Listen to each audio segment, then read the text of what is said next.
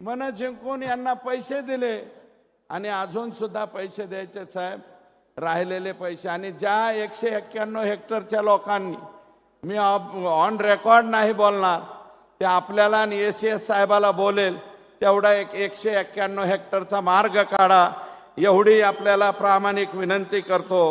आणि साहेब, याच्यामध्ये आम्हाला ज्या कालावधीत 2013च्या पुढं फडणवीस साहेबांनी मदत केली, रामदास कदम या खात्याचे मंत्री होते, मला वाटतं ते खातं आता पंकजाताईंकडे आहे, त्या खात्याने मदत केली, त्याच्या परवानगीच्या बाबतीत मदत केली. आणि अध्यक्ष महोदय, म्हणजे आता इथं पण अध्यक्ष महोदय, मुख्यमंत्री महोदय, आदर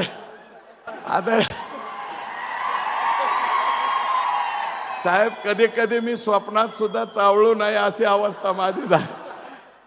आदरणीय मुख्यमंत्री महोदय, जवळपास 2014ला मी पडलो तर 2024 पर्यंत या खुंटेपाळ साठवण तलावावर तुम्ही जे बसलेला आहात याच्यात फक्त 2% काम झालं आणि मी निवडून आल्यावर 23% काम झालं आत्ता. आणि हे काम का झालं? देवेंद्रजी फडणवीस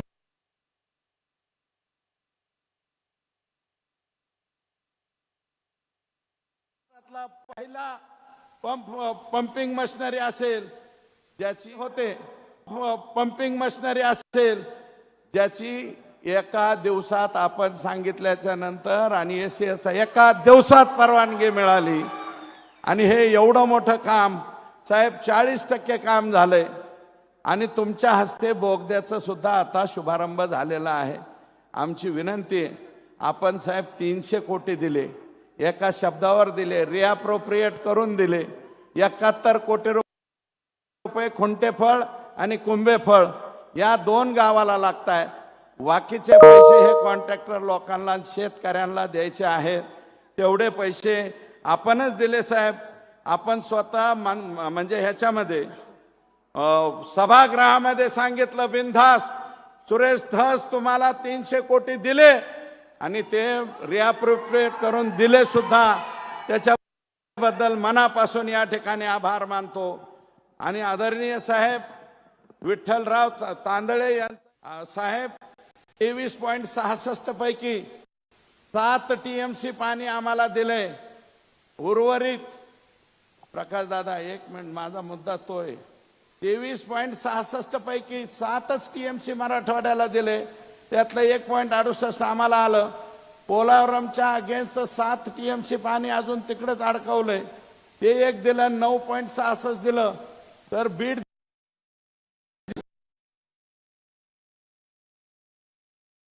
जिल्ह्यातला आष्टी तालुका आणि धाराशिव जिल्ह्यातले 5 तालुके कायमचा विषय मिटणारे. आणि ही फक्त आशा आणि आकांक्षा देवेंद्र फडणवीस याच नावाकडून आहे. आमची दुसरीकडून कुणाकडूनच अपेक्षा नाही, मिळणार बी नाही. फक्त आणि फक्त देवेंद्र बाहुबलीच हे देऊ शकतात, दुसरं कोणी देणार नाही. म्हणजे मला 4 TMC मिळालं तर पलीकडे जाता येईल. आणि साहेब, माझी दुसरी मागणी आहे, तुम्ही प्रशांत बम साहेबाची योजना एका झटक्यास केली, ते तुमचा लाडका आहे, तसा मी सुद्धा लाडका आहे ना साहेब. मी खरंच लाडका आहे साहेबांचा. साहेबांनी खूप माझे लाड केलेले आहेत. मला 3.57 TMC पाणी शिरूर आणि पाटोदा तालुक्याला द्या, म्हणजे झालं. त्या आणि ते बी जायकवाडीतनं द्या साहेब. नसलं तर प्रकाश दादाकडनं द्या. प्रकाश दादा आहेच, सांगवी आहे ना, सांगवीतून उलट नाही म्हणत मी. साहेबांना ज्ञान आहे. साहेब, तुम्हाला म्हणजे कृष्णा तंटालावाद म्हणजे काय, सगळ्याच गोष्टी तुम्हाला माहिती आहेत. आम्ही काय मजपामराने तुमच्या पुढं काय मांडावे, आमची काय अवकात आहे. सगळे ज्ञानी, सर्व ज्ञानी आपण आहात. सांगलीपासून कुंभी, कासारी, ताकारी, तिथून पाणी कुठे येतंय, उजनीमध्ये कसं येतंय हे तुम्हाला माहिती आहे. प्रवीणसिंह परदेशी साहेबांनी एक आयडिया तुम्हाला पुराच्या वेळेस दिलती, आलमट्टी सुद्धा तुम्हाला तोंडपाठ आहे. मी काय सांगू तुम्हाला, तुम्ही आणि ठरवलं आणि एसीएस साहेबांना ऑर्डर दिली की माझी तेवढी योजना झाली असं मी मानतो. आणि तेवढं जर झालं तर पाटोदा तालुका आणि शिरूर तालुका परत, आणि मी राहील नाही राहील साहेब, मी जिवंत राहील नाही राहील, परंतु या मतदारसंघामध्ये परत भाजपचाच आमदार राहील हे सुद्धा तुम्हाला या ठिकाणी सांगतो. आणि अध्यक्ष माननीय मुख्यमंत्री महोदय, काही लोक म्हणतात बीड जिल्ह्याची बदनामी होते. बीड जिल्ह्याची बदनामी होते, पण साहेब या जिल्ह्याने क्रांतिसिंह नाना पाटलांना निवडून दिलं. या जिल्ह्याने रखमाजी पाटील गावडेंना निवडून दिलं, ज्यांचं गाव 3 किलोमीटर अंतरावर आहे. धनगर समाजाचे होते ते, त्यांना या जिल्ह्याने निवडून दिलं. माननीय केशर काकू क्षीरसागरांना या जिल्ह्याने निवडून दिलं. या जिल्ह्याने बबनराव ढाकणे साहेबांना निवडून दिलं. या जिल्ह्याने प्रमोदजी महाजन साहेब एवढा उंचीचा माणूस या जिल्ह्याने दिला. आणि गोपीनाथरावांचं तर काय सांगायचं, गोपीनाथराव मुंडे साहेबांनी एवढा नेता, पहाडा एवढा नेता या जिल्ह्याने दिला साहेब. आणि इथं आज जो आपण कार्यक्रम घेतोय ना, ही जमीन चालली होती रक्षा मंत्रालयाकडे. 3 दिवस साहेब माझ्यासाठी तिथं झोपून राहिले. प्रमोदजी मंत्री होते, मी आमदार होतो पहिल्या टर्मचा. धोंडे साहेब पाय निघाले होते. आम्ही म्हणलं यांना महाराष्ट्राच्या पुढे जाऊन द्यायचं नाही, म्हणून ते स्वतः संरक्षण मंत्री जॉर्ज फर्नांडिस साहेबाकडे आले आणि हे कॅन्सल करून घेतलं. आणि म्हणून आज आता हा प्रकल्प या ठिकाणी आपण करतोय. शाहूराव पाटील, माधवराव पवार, सुंदरराव सोळंके साहेब या जिल्ह्याने, शिवाजीराव पंडित दादा जे आजही छत्र आम्हाला पाया पडायला शिल्लक आहे, ते छत्र सुंदरराव सोळंके, शिवाजीराव पंडित साहेब आणि विमलताई मुंदडा सुद्धा या जिल्ह्याने नेते दिल्या. असे अनेक राजकारण्यांची जडणघडण या ठिकाणी सगळ्यांची झाली. विखे पाटील साहेबांना आमच्या इकडचं बऱ्यापैकी सगळं माहिती आहे. त्यांचे वडील आदरणीय बाळासाहेब विखे पाटील साहेब हे राज्यमंत्री अर्थ असताना सुद्धा आम्ही त्यांच्याकडे गेलतो. गेल्याबरोबर एका दिवसात काम आमचं करून दिलं होतं साहेब.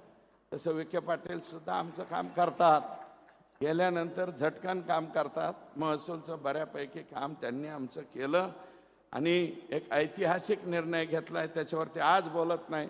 पुन्हा एकदा तुम्हाला आणि त्यांना आम्ही सत्काराला बोलू, त्यावेळेस बोलू, आज नाही बोलणार. अध्यक्ष माननीय मुख्यमंत्री महोदय, प्रशासकीय अधिकारी म्हणून राजेश कुमार जे आज महसूलचे सेक्रेटरी एसीएस आहेत, त्यांनी इथे या जिल्ह्यात काम केलं. आनंद लिमये साहेब 4 वर्षापेक्षा जास्त, 5 वर्ष राहिले. राजेश कुमार सुद्धा 4 वर्ष राहिले. सुनील केंद्रेकर साहेबासारखा माणूस इथं 4 वर्षापेक्षा जास्त राहील. नवल किशोर राम, आज साहेब तुम्ही नवल किशोर रामांना इथून उचलून संभाजीनगरला दिलं, पुण्याला दिलं. मी आता काल परवा गेलतो, CPMO ऑफिसला आहेत ते नवल किशोर राम यांनी इथं काम केलं. आणि पोलीस अधिकारी संतोष रस्तोगी साहेब, संतोष रस्तोगी साहेबांनी इथं काम केलं. लक्ष्मी गौतम सारख्या SP-नी या जिल्ह्यात काम केलं. माननीय मुख्यमंत्री, परंतु काही ठराविक राजकारण्यांनी गुन्हेगारी वृत्तीला पाठिंबा दिल्यानं जिल्ह्याची प्रतिमा मलिन झाली होती. परंतु साहेब, आपण संतोष देशमुखच्या प्रकरणात जी कणखर भूमिका घेतली, मला सगळ्या जणांना विनंती आहे, जी मुख्यमंत्र्यांनी संतोष देशमुखाच्या खून प्रकरणात कणखर भूमिका घेतली, ती जेवढ्यांना आवडली तेवढ्यांनी दोन्ही हात वर करा.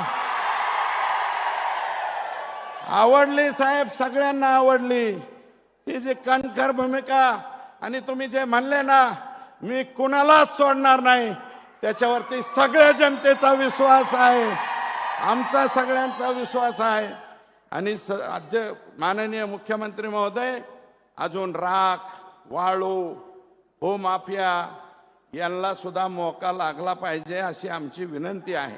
आणि तुम्ही ते लावाल ही आमची खात्री आहे. आणि माझं भाग्य, परमभाग्य, सगळ्या मतदार संघाच्या समोर सांगतो की 1999 ते 2004 5 वर्ष साहेबांचे कागद, त्यांचा बॉक्स खालून वर काढून द्यायचं काम मी करायचो. शेजारी माग पुढं बसण्याची संधी मला मिळाली साहेब 1999ला. मी फार छोटा माणूस आहे. गंगाधरराव फडणवीस साहेब तरी MLC होते. माझा बाप ग्रामपंचायतचा सदस्य सुद्धा झाला नाही, तरी तुम्ही मला शेजारी बसून घेतलं. त्याच्याबद्दल मी मनापासून या ठिकाणी आभार मानतो. 2000 साहेब माझ्यावर हरळ उगवली असती. हरळ उगवणे म्हणजे काय हे माहिती आहे. 2019